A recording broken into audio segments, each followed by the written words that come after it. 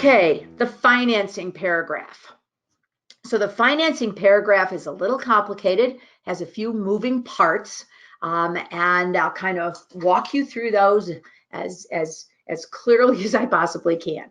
So it starts by saying we're going to initial only one of the following subparagraphs. You've got paragraph A, you've got paragraph B, you've got paragraph C. So let's just start with A.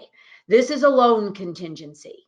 So it says that not later than 45 days after the date of acceptance or 5 business days prior to the date of closing. So if you wanted to close in 40 days, then you would have to have your mortgage commitment in 35. So the business, it's 5 business days or 45 days after the date of acceptance. And I should mention, in all of the cases in the contract, it calls for after the date. All of the dates say after the date of acceptance. So that means that the date of acceptance on the back of the contract, we'll see it when we get there, is not one of those dates that you count. So for example, if we sold the house on a Wednesday and everything was signed on a Wednesday, you start counting your days on Thursday. It doesn't make any difference whether the contract was signed at 9 o'clock in the morning or at 11:55 on Wednesday night. That Wednesday doesn't count. We start with that Thursday, so it's days after the date of acceptance. This does not say business days. This is calendar days. So if the contract does not say business days, it is calendar days. So this is 45 calendar days after the date of acceptance. Okay, and then it's 5 business days prior to the date of closing, but it's calendar days, okay, for the 45. So that's what we call our loan contingency date. The buyer has to provide written evidence from the lender that he has gotten a loan approval subject only to what's called at-close conditions. Meaning that he may have to show something at the closing, maybe, but whatever it is that he has to do, any matters of title survey, matters within the buyer's control. For a loan of, is he doing a fixed rate or an adjustable? Is it conventional? Is it FHA, VA, or USDA? That's United States Department of Agriculture. Not all of you are going to use the USDA, but some of you might. Hey, not all of you are going to use FHA and VA either. And then it says or other, some other type of loan for a percent of the purchase price. That's the LTV. So if the buyer's putting down 10%, it's a 90% of the purchase price, etc. Okay. It then goes on at line 62 to call for the interest rate and how long it's going to be amortized. So let's just say it was 5.5% interest rate loan amortized over 30 years. And then it goes on to say that the buyer is going to pay his own discount points, not to exceed whatever that might be, and he's going to pay all of his origination fees, et cetera, et cetera. The reason this is here is so that your buyer is stating, if I can't get this mortgage, if I can't get this 5.5% amortized over 30 years with paying 1% of the loan amount for my discount, my points, then I'm not buying this house. So this is to make sure that the buyer has some parameters around what his mortgage is going to be. Okay, so now I need to bring up this issue of what the interest rate is. So we're at line 62. If I write in there, for example, 5.5, and we are in a marketplace where the interest rates are going up, then as a listing agent, you ought to really take a hard look at that. Because if I have 5.5, and that's what it is today, and the interest rates are, and you have to pay attention to what's going on in the world. You cannot be in the real estate business and have blinders and earmuffs on and pay no attention to the fact that the Fed is talking about increasing the interest rates. Now, when the Fed increases the interest rates, it does not automatically mean tomorrow we're going to have an interest rate increase on real estate. It's two kind of different things, but it is a precursor to our interest rates going up as well. So if the interest rates went to 6 before the buyer got his mortgage, the buyer could walk away from your seller because this says 5.5. Do not be surprised, buyer agents, when the seller counters back and says 6%. Now, what that means is the buyer's still going to get a 5.5% mortgage if that's what's available. But if it went to 6, the buyer would still have to buy the house, but only if he qualified at 6. If he doesn't qualify, he still doesn't have to buy the house. But if he qualified, he'd still have to go through it.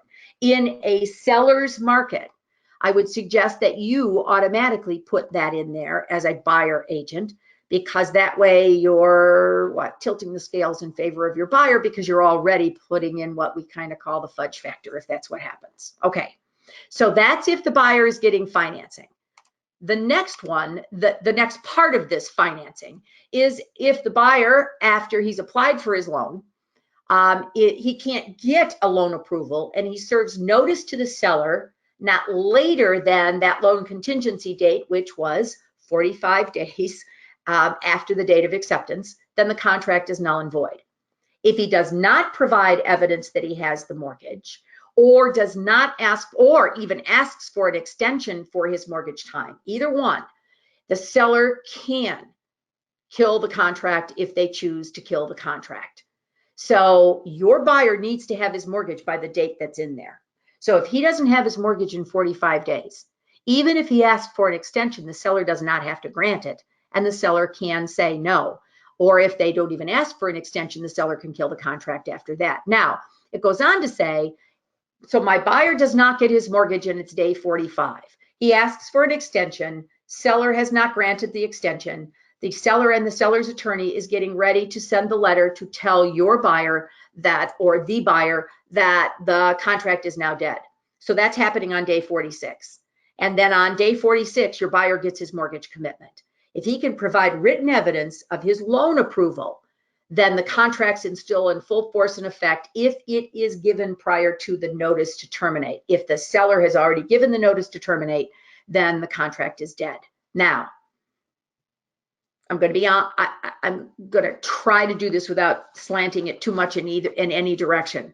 Depending on the market, the seller may be more inclined to give an extension. So let's face it, if it's a buyer's market, the seller's probably going to give an extension. There's not a line of buyers outside waiting to buy this house. If you're in a seller's market, however, you need to be very aware of the fact that that seller could be sitting there with a backup contract. And that backup contract could be better for the seller than your buyer's contract. And this is a perfect way for your buyer to end up losing a house if he can't get his mortgage on time. So you need to impress upon your buyer that he needs to move this mortgage forward as quickly as possible, which means you need to know whether or not the buyer needs to bring in a W-2. Does he need to bring in his divorce papers? Does he need to bring in his DD-214 if he is a vet? What is it that he needs to give to the lender to make sure that this thing is moving forward? Okay, so then we need to make sure the buyer does his mortgage application on time, because if he doesn't, there's no way he's going to get this mortgage in 45 days. So what this contract calls for is that the buyer must do his mortgage application, his loan application, and pay all of the fees that are required for the application to move forward and the appraisal to be performed. And he has to do that within 10 business days after the date of acceptance. And if he does not do that, and the seller, listing agent, seller's attorney, etc., has the right to ask for proof that that has been done. If he has not done that, then the seller again can terminate the contract. They only have 5 business days to 5 business days thereafter, or any extension thereof agreed to by the parties in writing, meaning they got 5 days to kill it. But they can, if he doesn't do his mortgage application on time. Could he ask for more time for his mortgage application? Yes, and that's what that referred to about the extensions on line 74. Why would the buyer do that? The 10 days after date of acceptance basically ties in with that 10 business days for getting the AI satisfied. If for some reason we're still fighting over the attorney review and home inspection issues, and we're beyond that 10 business days, there's a possibility that the attorney is going to ask for an extension to do his mortgage application, because if we can't get the issue of the home inspection issues satisfied, then why have the buyer pay another $400 or $500 for his application? So that's why it's all tied in together, and that's why there might be an extension, okay? So then it goes on to say, any party causing a delay in the loan approval process does not have the right to terminate under the subparagraph, and really this is aimed more at the sellers. If the sellers, for example, were refusing to allow the buyer's the lender's appraiser to come in and look at the property, didn't allow the home inspector to come in or whatever, they're causing the delay, they would not then have the right to terminate. And it goes on to say that in the event neither party elects to declare the contract terminated on any of these issues, contracts in full force and effect, okay, with without any loan contingencies. So unless the buyer is provided in paragraph 30 that this contract is contingent upon the sale or closing of his existing real estate, the buyer, it is not contingent on the closing or the sale of his real estate. We'll get to paragraph 30 in a little while, but paragraph 30 is the paragraph that you can use on this contract so that if your buyer has a home to sell and close, or a home that he just can't buy this house without his closing, even though he already has a contract on it. So if he did not use paragraph 30 and his mortgage commitment came back and his loan approval came back and said that you have a loan contingent on the sale of your house, then he'd better figure out how he's going to show up at a closing, because he could lose his earnest money now. Because it says right in here, if you've got a home to sell and you need to make it contingent on that, then you need to come forward and say so. Because if you don't, then the contract is not contingent on that. So the rest of it says that it just talks about buyer is deemed to have satisfied financing conditions if buyer obtains a loan approval in accordance with the terms, even though the loan is conditioned on the sale and or closing of buyer's exit. I already mentioned that. So if the buyer is going FHA, VA, or USDA financing, the required amendments and disclosures need to be attached to this contract. We will make sure that they are attached. Those are additional items that you will get from the lender if you are going FHA, VA, or USDA, okay? All right, so now this, it says also that, excuse me, if it's VA, the funding fee, or if FHA, the mortgage insurance premium is paid by the buyer. This is just to make sure that the buyer understands that those two fees are not going to be pushed off onto the seller. Okay. So paragraph B is, so you chose A if your buyer wants a mortgage contingency. That means he is not going to buy this house if he cannot get a mortgage. So the next one, option C, is he's going to pay cash. So with option C, what he is saying is that I've got the cash to be able to make this transaction happen. And if you take a look at like line 86, it says the buyer has sufficient funds available to satisfy the provisions of this subparagraph. Buyer agrees to verify the above representation. So he has to show to the seller that he has the cash. So if he's buying a $400,000 house, what he is saying here is, I've got the cash. Here's my proof of funds. And what is a proof of funds? It depends on what the seller or the seller's attorney or the listing agent wants to see. The attorney's not even involved yet. So it's going to be the listing agent or the seller. I'll give you a heads up. In most cases, it is going to be a copy of his bank statement, all of the account numbers taken off of it, showing that he has $400,000 in there. So because we've been duped in the past by people saying they have $400,000 and it's a letter, but it turns out to not be true. So they're going to want to see proof of funds. Now, neither B nor C, because B is a cash transaction with a mortgage, that neither of them require an appraisal. Neither of these two, B or C, are contingent on the property appraising out. Most buyers who are going with one of these two options are not concerned about this property appraising. The minute you put in there that the property must appraise, and as I mentioned before, we cannot write anything into this contract, but the buyers and sellers can write any darn thing they want to.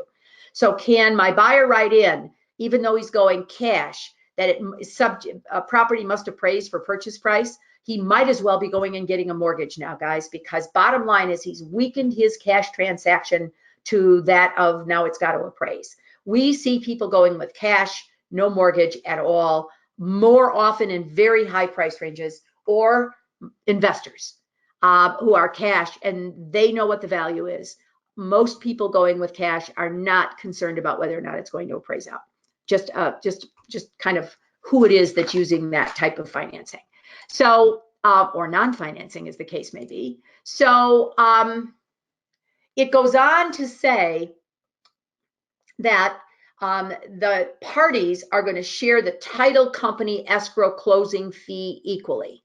So in a cash transaction, the buyer and the seller are going to share the escrow closing fee. So when you are doing your estimate of expenses for your seller or your, excuse me, when you're doing the estimate of expenses for your seller or buyer, you're going to want to factor that in. Okay. All right. So now cash transactions, mortgage allowed.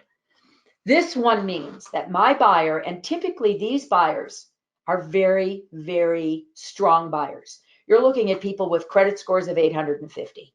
You're looking at people who know they're going to get their mortgage, but still want to get a mortgage.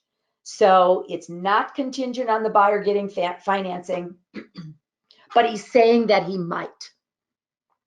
So what we need to do with this one is we need to make sure that the seller knows there will still be, that we still may have an appraiser coming in, because in order to get the mortgage, the appraiser has to look at the property, but the buyer needs to understand that it's not contingent on that. So if the buyer, although most of these buyers are putting down a hefty down payment, it's not that big a deal, for them, but this is a cash transaction, they're going to get a mortgage, and it's not contingent on it appraising. But the appraiser is still going to come through the property. And it goes on to say in this one that the buyer is going to pay the title company escrow closing fee if he gets a mortgage. But if he closes without a mortgage, the parties are going to share in the title escrow closing fee because that's what they would have done if it was a cash sale. Okay, so those are your financing options. All right, so it's either A, it's mortgage, it's contingent on getting a mortgage. B, it's a cash transaction, no mortgage allowed. Or C, it's a cash transaction with the buyer possibly getting a mortgage. So the next paragraph, paragraph 8, is about the disclosures. So prior to signing the contract, all we want to know here, has the buyer received or not received his residential real property disclosure, the lead disclosure, the lead pamphlet? Has he gotten his radon guide? Has that been disclosed? And the lead-based paint. The residential real property disclosure form is needed on the vast majority of transactions you will be involved with. On the rare occasion that that form is not going to be given, I would rather you not just check has not received, because then you're going to have people looking for something that doesn't exist. The suggestion has been made to do one of two things. And I would suggest you leave it in, do not draw a line through it and have the buyer and seller initial it, because that still doesn't say anything. I don't think. So I'm just going to suggest that where it says has or has not received, that you put NA in the blank that says has not received. In other words, what we're saying is don't check it, because had not received, you could get the attorneys looking for something. So put NA in there. Do the same thing with lead. If the property is on the 3rd floor or higher, there is no lead paint disclosure. So no, they will not have received that. If the property was built after 1978, there is no lead paint. So they would not have received that. So you've got the radon that's going differently. You've got the lead paint that might not be there. So if it's not there, put NA in there. A lot of people I have seen will put not applicable at the end after each one. in most of your transactions, you will have check marks in there as to whether or not you got it or you did not get it prior to the prior to the signing of the contract. Most of the time, by the way, you're going to find those in the MLS in the additional information pages, okay? This is the prorations paragraph. And what this is basically saying, without me going through every darn line of it, is this: that there are some things that the sellers have already paid. For example, real estate taxes, there's rents, there's any kind of association fees, pre-purchase fuel, etc. So if I've already purchased that, then I have to credit that to the buyers, okay? And the biggest two issues are the general real estate taxes are prorated, and they include the day of closing based on some blank percentage of the most recent ascertainable tax bill. So I'm again going to say you need to talk to your managing brokers about this, because in many marketplaces, we just put 105% in there, presuming that the taxes will go up 5% higher than they were last year, because we do taxes in arrears in the state of Illinois, and that means we don't have a new tax bill for the current year in most cases. So in some cases, we've seen those have to be prorated at 110 and 115%, depending on some special circumstances, okay? B is whether there's a homeowners or condo association. And there's two lines there, because sometimes we have two homeowners associations. And we're saying that the homeowners association fees are, let's just say $200 a month. And the umbrella, so there's the one homeowners association for this complex, and then there's the one for the whole subdivision, and that's another $100 a year.